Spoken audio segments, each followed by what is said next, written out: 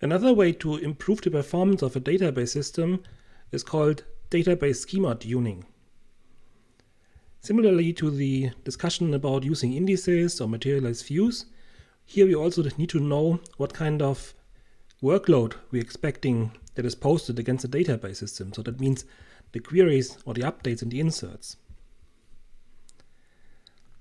Let's recap a little bit what you know from the undergraduate course about normal forms. If you reconsider, what we discussed there was that we need schema normalization in order to remove redundancies from the data storage. So the idea was, if we have a database schema R, we would decompose this into multiple different schemas that have a better quality in terms of avoiding redundant information. The quality of such a schema, or the decomposition, is assessed by using normal forms. The first normal form is trivial. It just says you don't have set-valued attributes. And then we continued looking at second, third, Boyce-Codd normal form, and the fourth normal form, and so on. So if you have a relation and you want to decompose it, there are two measures of correctness here. The first one talks about that you need to be able to recover the information. So decomposition needs to be lossless. That means if you have partitioned the relation into multiple relations, then by using a join, the original relation needs to be losslessly recovered. That means there should not be any tuples missing and also not any tuples too many. The second criteria is preservation of dependencies. So if you're looking at all the functional dependencies that were holding on the large relation R, they need to be preserved in the individual smaller relations that you have created in the decomposition. This has been maybe some semesters away, so let's just recap what a third normal form means. So we have a schema R, and we say the schema, or this relation, is in the third normal form, 3NF, if for each functional dependency the following holds. We look at functional dependencies of the form alpha determines B, where B is an attribute of R, and alpha is a set of attributes. For each of these functional dependencies, we need to go through this list, and in order to be in 3NF for this relation, each functional dependencies need to have at least one of these 3 points fulfilled.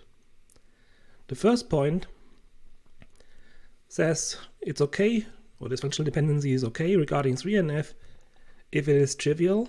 That means if the right-hand side, B, is part of alpha. It's an element of alpha.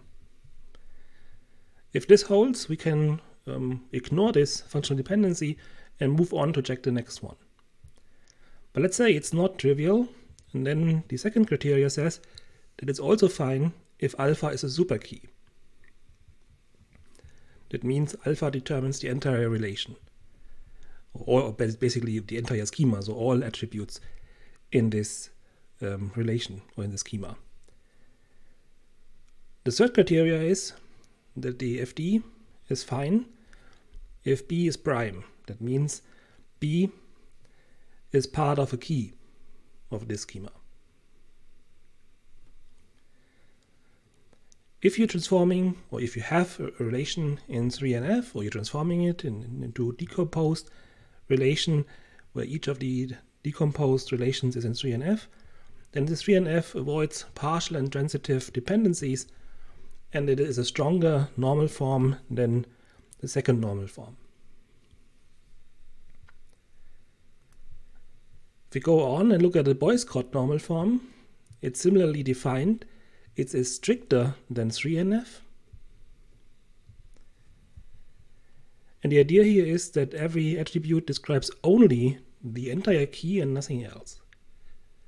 Let's have a look at how Boyce-Codd normal form is defined, it reads, the text reads similarly to the previous one, so the 3NF one, but now you see we have only two criterion that need to match, or one of these has to match.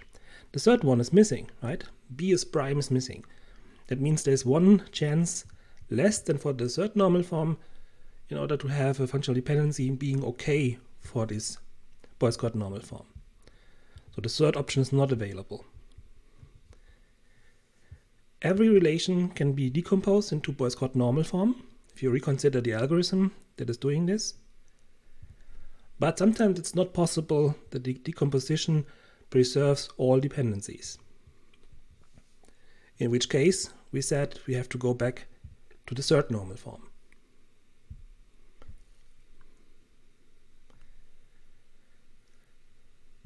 So after this little recap, let's have a look what database tuning means.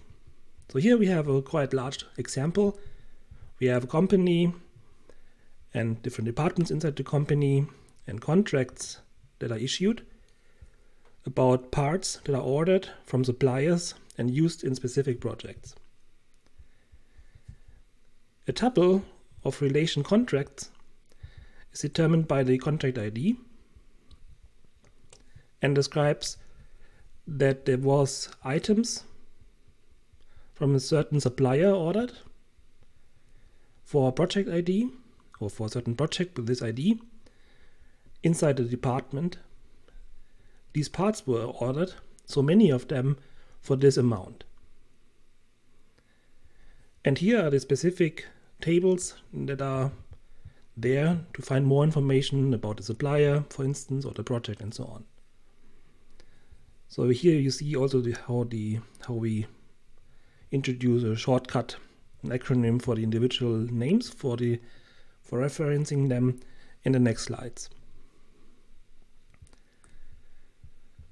So we assume that we have two functional dependencies for the contract relation. The first functional dependency models that a project buys a product with a single contract.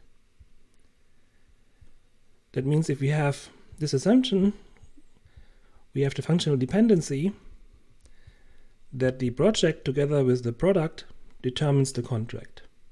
So J was the project and P is the part.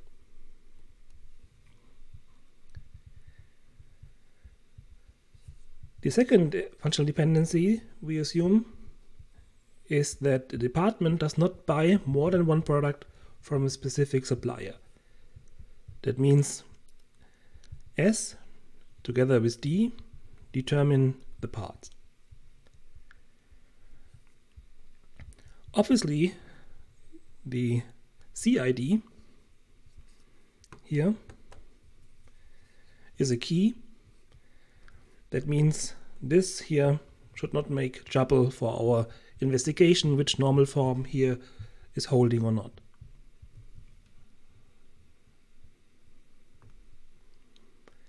So let's have a look at this functional dependency. S and D determines P.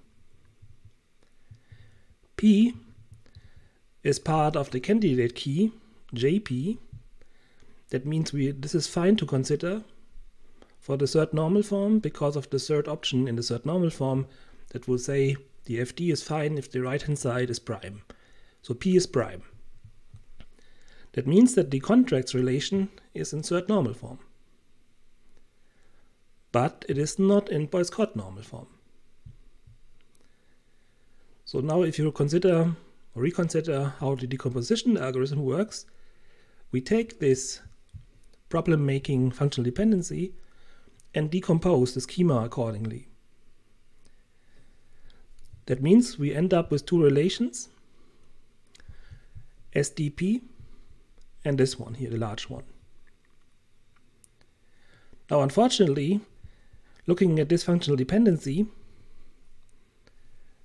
JP determines C, we cannot check this anymore, not here and also not here.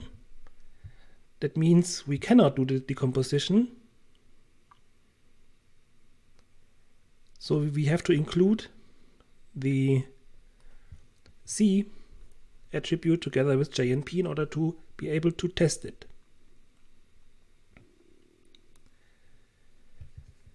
So now the problem is, if we have a frequently appearing query that tries to find the quantity of ordered products for a contract. So if you're looking now where the quantity is stored, it's here, the contract information, and here we have the product P. That means whenever every time a query is issued like this, we have to compute the join between these two. And that's of course expensive to do if this query is frequent. Now the idea behind schema denormalization for database schema tuning is to decide to live with the weaker normal form or to introduce redundancies in order to have a more performant database system. And the previous example made it clear that if you have a frequently occurring query that involves a join between two large relations, then the performance can be improved by avoiding the join by introducing the necessary information in one relation already. However, this obviously means that you're storing redundant information. It's like a bit like the materials view discussion, where we're materializing query results. This is for causing more storage requirements, needs to be updated. And here it's a little bit similar. We have redundantly stored information, and if updates are frequent, we have to pay the price for this. So this means that also here we have a trade-off between better performance and more redundancy.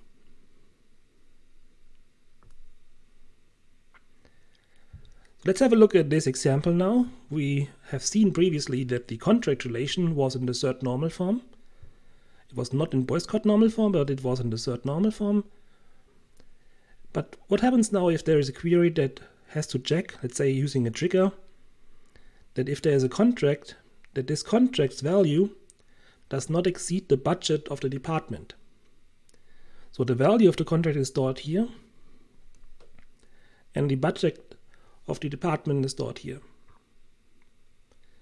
Now, in order to make this query more performant, so we don't have to join or retrieve, let's say, the budget based on the department ID that we find here. We could also say, well, why don't we just insert the extra information about the budget of the department also into the contract relation, not just appending it here. What does this cause? Well, it causes that at query time we don't have to do any retrieval of the budget because we have it right away. It's stored in every tuple inside the contract relation. But the problem now is that the contract relation, if we would extend it like this, is not anymore in a third normal form. Because now we have the functional dependency that the department ID within contract relation is determining the budget B. And the idea behind schema denormalization is that we can decide to live with this weaker normal form because this would improve the performance of a query. And if this query happens frequently and is a troublemaker for overall performance of the system, we could decide to do so. So if we have a relation which is not in the normal form we want it to be in, we do a partitioning of the schema into multiple subschemas. Vertical partitioning goes further and tries to improve the partitioning into subschemas for performance reasons and not looking for redundantly stored information. The downside is, of course, that if you have many subschemas or many subrelations and you need information from multiple of these, you have to reconstruct them using a join or connect them using a join. On the other hand, this opens, of course, potential to improve performance if queries are needing only a subset of the information. Let's have a look at the contract relation and the decomposition into two subschemas, SDP and this one here. Both are in Boyce-Codd normal form. Let's further assume we have two frequently appearing queries, finding all the contracts of a supplier and finding all contracts of a department. We see that this information is stored obviously here in this relation, but this relation stores many more information. And in a traditional way, you're storing the information on disk. This relation is quite big. And if we want to find the contracts of a supplier, we don't need all the other information here, right? Only the contracts and the suppliers. And similarly for the contracts of the departments. The idea now is, in vertical partitioning, that we can decompose this large relation into smaller ones. CS, CD, and the remaining attributes. The advantage is that this query here now, looking for contracts of suppliers, has to read only this smaller relation, not smaller in number of tuples, but smaller in terms of the size of the relation. Here, similarly for contracts and departments, we can use this one. Now, if a query of the following form is frequent, find the sum of all values of contracts of a specific supplier. Well, where are the values stored? It's here, right? Where are the suppliers stored? They are here. So we have to make a join between these two relations, and this again is costly. So we have to rethink our choice if this really makes sense, or this decomposition according to these two queries makes sense, when this one is also very frequent. So it's again a trade-off between like query time improvements for these kind of queries, and then you have to pay the price when this one is also frequent. And overall, the decision has to be in a way that the overall performance of the database system is improved, of course. Yeah, that's it for the query evaluation and optimization part of this course. We have seen a lot of aspects, starting how to access data from disk, what are indices and how are records organized on disk, then buffer management with methods like clock and LRU, then implementation of operators, specifically join operators. We have seen hash and sort merge join and the nested loop join and the pros and cons. We have discussed which join implementation is possible for a certain query and also which indices are suited for a specific query. Which alternatives are cheaper? We also specifically looked at the suitability of indices for range queries or for reading data in a sorted way. We looked at cost-based query optimization, rule-based very briefly, this coming from the undergraduate course about the equivalences in relational algebra, if you recall that. We looked at how cost is calculated or estimated using histograms, and then specifically we looked quite intensively on join order optimization, and then this should give you a feeling about the immense search space of query optimization, not only regarding the join order, but also looking at the other alternatives we have to consider. Then the last few slides, we gave an overview about additional optimization tricks you can think of. Some of them are up to you, or at least you should give the best you can do to write proper queries in the sense that they are not heavily nested, so the database system has a chance to evaluate them efficiently. And if you're looking at the schema tuning that we have just discussed, that's also something that belongs to the database administrator or the user. When you're creating schemas and you have a certain query workload in mind, that you think twice before you do like, let's say, brute force, highest normal form you can have. And then this might not be the most performant solution for your database workload. But it's important to note it always depends on what your database workload is. There's no silver bullet that will kill all of these aspects. It always depends also on the database workload.